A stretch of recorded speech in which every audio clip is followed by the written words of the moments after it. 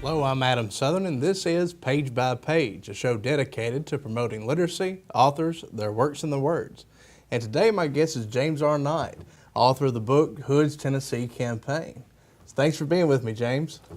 It's a pleasure. Always nice to come to Maury County. Well, great. Good to have you. And it sounds like you're no stranger to Maury County, especially with this book you've written. No, I live in Franklin, so it's just down the road. It's a little strange to come to Maury County and talk about the Civil War without Bob Duncan here. Right. But it actually helps because I'd probably be nervous. Nobody knows more about Maury County than Bob does. Yeah, that's very true. So, with your book, it's the 150th anniversary of the Civil War. Why do you think that the Civil War is still important, still relevant today? Oh, well, that's a question you hear a lot. It's relevant down here in the South, in the Confederate areas, because this is where the war was fought. In the towns and in the countryside here. So those stories have come down through the families. Some of the families are still living on the same property, and their ancestors saw all this happen personally. So it's a very personal thing for the folks in this area or anywhere where you had a major action go through. The folks around Atlanta, I'm sure some of them remember, or their ancestors remember. The folks over at Vicksburg, places like that. Right. I agree with you. Of course, I grew up hearing stories of the Civil War like I'm sure many other people here in the South did. But what you're writing about here, Hood's Tennessee Campaign, and what's your subtitle, The Desperate Measures of a Desperate Man, and I couldn't agree more. Well, that quote actually comes from one of Nathan Bedford Forrest's officers and his observations as they arrived down at the Tennessee River. The rest of the Army had been there almost 3 weeks, and Forrest's men arrived at the last minute. And this was the impression that one of Forrest's officers got when he finally got here and saw this huge campaign kicking off. That was his impression. So I figured if it was good enough for him, it was good enough to use. I actually had another one I wanted to use, but I didn't think about it in time. Hood, in his memoirs, called it Grasping for the Last Straw. That, I think, would have been better, but everything was already set and they wouldn't let me change it. Had to go with what the publisher told you there. Yeah. And the book was published by History Press. Yes. I forgot to mention that at the beginning, but very prestigious press, and we've had several of the authors here on the show, so always glad to have people from the press down. Now, let's talk a little bit of the backstory of Atlanta. Mm-hmm. Hood, what, 37, 31? How old was he? 33. 33. I was around it there. Yeah.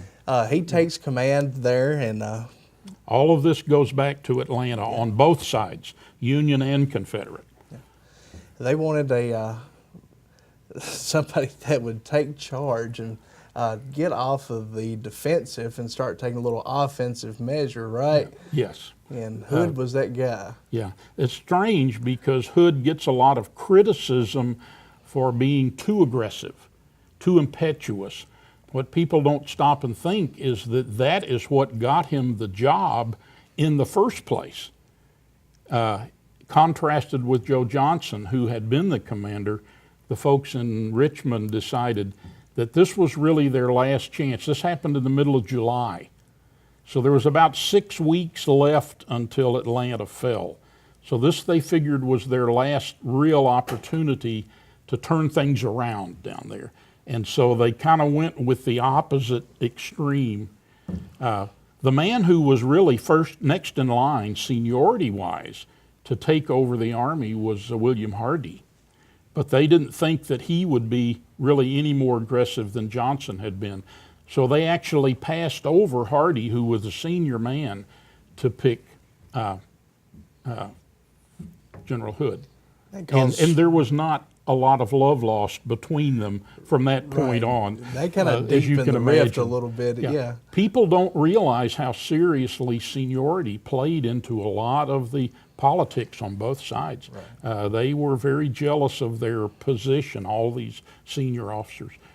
And your relationship with Jefferson Davis didn't help any. No. Joe Johnson and Davis didn't get along at all, and Davis kind of saw Hood as kind of the golden boy. He was the young, up-and-coming phenom, I guess you would want to say. So you're right. Your relationship with the boss played into it strongly. Well, Atlanta was lost, so they let Sherman kind of go off, and Hood tried to draw Sherman's attention a little bit, and Sherman wasn't taking the bait. So he kind of goes off and does his own thing, and Hood, Beauregard, and Jefferson kind of come up with this plan to take the aggressive offense and go into Tennessee. Yeah. Well, Hood came up with the plan first and sold it. He had to sell it to Beauregard, who was technically his superior officer. And Beauregard could see the advantages, but he could also see the pitfalls. And that is, in order for this to work, they had to move very quickly before the Union could react and reinforce Middle Tennessee. And that was the key issue. And that was, in the end, what tripped them up, is because they were not able to move as quickly as everybody wanted them to. But initially, Beauregard, he had some misgivings, of course, but he could see that there were some merits to this. This wasn't a wild-eyed scheme by some deluded commander, which a lot of people will tell you, well, the Hood came up with this, it was an off-the-wall thing. It wasn't his alone. His superiors did, in fact, sign off on it. Right. So he crosses the Tennessee River and moves into Tennessee, and kind of an offset of Sherman's army falls under the command of Schofield, and it's kind of a wild goose chase of sorts as they're making their way north.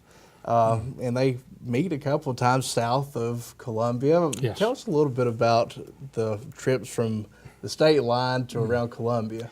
Well, first of all, in the Union side, they had their own problems with command.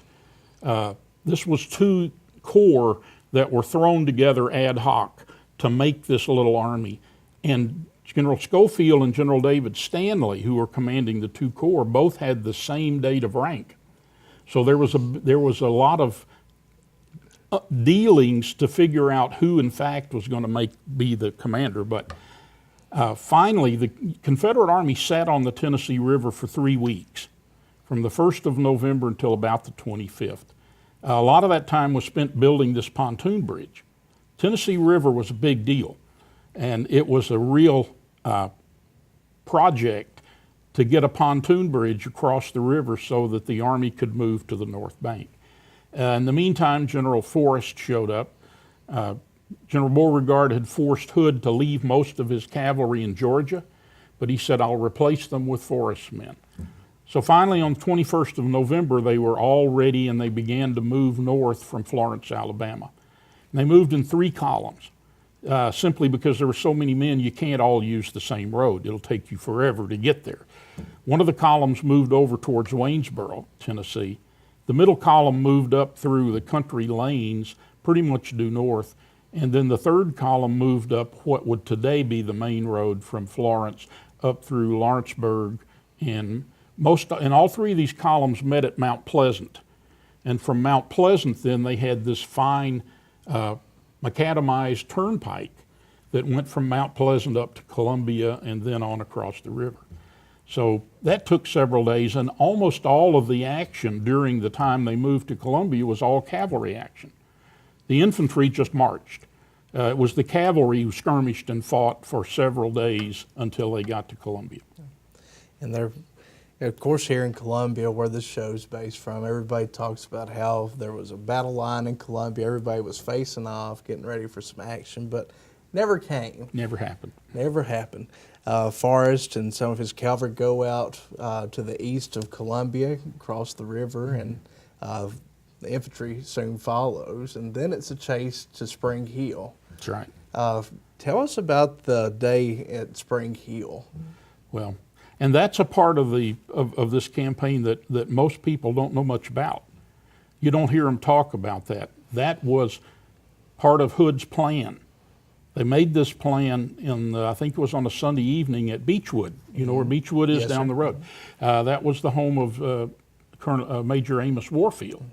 That was Hood's headquarters. They all got together that night, and Hood laid out his plan. The plan had Forrest beginning the action by crossing his cavalry.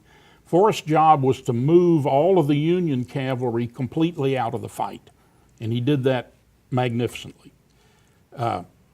This all happened on the 28th. That would have been a Monday. It was on Tuesday that all of this thing that you were talking about happened. Hood spent Monday building a pontoon bridge on the Duck River out by Davis Ford. And Tuesday morning early, he crossed 7 infantry divisions, outflanked Schofield's line that was just across the river from Columbia, and got behind him. So about 3:30 that afternoon, the only part of the Union Army that had fallen back to Spring Hill was the wagon train and its escort. It was one division, 5,000, 6,000 guys, 800 wagons. So they all make it to Spring Hill just in time because Forrest is coming from the east to try to take the town. Spring Hill is critical because it is on this main road, and Hood's objective was to get behind the army, block the road, trap them down here, and destroy them. So then when he moved on up to Nashville, he wouldn't have all this army to deal with. And by 3:30 that afternoon, there were 5,000 or 6,000 Union men in Spring Hill guarding the wagon train. There were 20,000 Confederate infantry, give or take, plus about 3,500 of Forrest's cavalry within a mile or so of the town. So things are looking grim for the boys in blue on Tuesday afternoon. All General Hood's men had to do was march about a mile across an open field, put a division across Columbia Pike, and block it south of town, and they would have closed the trap. They had an hour and a half of daylight left to do this, and their best division was in the lead, Patrick Claiborne. So that's the setup for Spring Hill. What happened in the next hour and a half is what everybody's been arguing about for the last 150 years. And we're not going to solve that this afternoon No. because people still argue. Yeah, you're right. Not going to point fingers at who to blame today because, as you said, they're still debating that. You might have somebody in mind, and I probably have someone in mind, but let's skip that. And Okay. The armies get to Franklin. One of Forrest's officers summed Spring Hill up very well. 20 years later, they had a symposium up in Kentucky, and his comment on Spring Hill was it was a wretched affair. Let the blame fall where it may.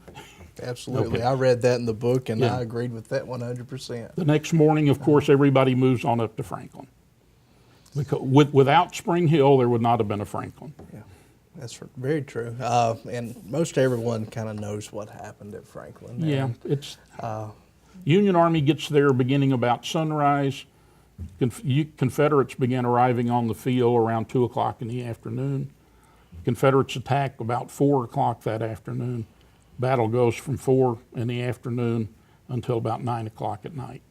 An unusual battle in that the battlefield is really so small and compact. So much of the fighting at Franklin was so personal. Most of the men who were there said we had never seen anything like this because for many of those men that might have been the first time in the war that they had to put their hands on an enemy soldier. There was so much fighting in your face, and that was part of the reason why it was everybody remembered it as being just over the top, vicious and violent. do you still work part-time there? I do. Yeah. At the Carter House. It's just a great place. If you haven't been to tour there, you need to. The Carter House, Lotes House in Carnton, just powerful tour, just to know all of that took place there. And I've heard many times that you couldn't walk across the field after the battle without, you could walk across the bodies and never touch the ground. That was a fairly common statement. You hear it said a lot. At Franklin, it was almost actually true. So the Federal Army withdraws from Franklin after the battle, and Hood considers this a victory. And guess what? Technically, it was a tactical victory. Depends. And, Both sides claimed it as a victory. Right. Then he follows the army up to the well-fortified city of Nashville, and kind of briefly tell us about the fighting around Nashville, if you can. Well, the Union Army fell back to Nashville successfully. Hood followed in the next day or two, moved most of his infantry up. At that point, he had maybe 20 to 21,000 effective infantry left. He marginalized Forrest at Franklin, and he marginalizes him again at Nashville by sending him over to Murfreesboro. The Confederates camp on the ground until the 15th of December, almost 2 weeks. The last week, the weather is just horrendous. They have an ice storm. The Confederates suffer horribly by camping on the open ground in sub-freezing, in many cases almost zero weather. General George Thomas is almost fired because he is delaying his attack. General Grant actually has sent an officer with orders in his pocket to relieve General Thomas for failing to attack. The officer makes it as far as Louisville before General Thomas attacks. General Thomas attacks on the morning of the 15th of December. By the end of the 16th of December, he has basically destroyed Hood's army. At least two of Hood's 3 corps are basically non-functional at this point. General Stephen Lee's corps is hung together a little bit better and helps to cover the retreat. The retreat takes place from the 17th of December until after Christmas. It takes them that long to come back through Columbia, get down to the Tennessee River, and finally get across. And that's one of the big stories that I tell in this book that most people don't know about, how bad the retreat was. Do you remember offhand the quote the woman in Columbia said about the army as they came through town? Excuse me. It's at the head of one of the chapters here, but I remember exactly. Because I thought that was very descriptive of how the I army. loved it when I saw it. Anyway, she basically said that she'd never seen a more ragged, beaten down bunch of men in her life. They were the worst looking, most broken down looking set I ever laid eyes on. That's a lady here in Columbia as they came back through on the retreat. And thanks to Forrest, they weren't completely destroyed on the retreat. A lot of people think Forrest commanded the retreat the whole way, but he didn't. He didn't begin until here in Columbia. He didn't link back up until they were here. But yes, from Columbia on down, Forrest was in charge of the rear guard, and is probably the main reason that so much of the Army was able to get away. Well, it's a great book, and I really encourage everyone to pick up a copy of the book. I've really learned a lot from reading it, and I'm somebody that's read a whole lot of Civil War books over the years, so it's worth the read, and it's very straight and to the point. What I really like about the History Press is that they're not very lengthy, and they fit a whole lot of information into a small page count. And that's not by accident. That's their policy. That's how the authors were told to do it. Right. That's how they wanted it done. Well, you did very well. And this isn't your first book either, is it? No, this is actually the 4th one that I've done for the History Press in this series. Franklin, Fort Donelson, and then Pea Ridge in Arkansas, and then this one. Great. So find you online for more information about those? Yeah, I don't have a web page. I'm still back in the dark ages as far as that goes. I think the History Press has a site. You can find that and look up information about him or visit your public library. I'm sure your library has a copy of this, and I encourage you to visit your public library and to keep reading. Thank you for watching.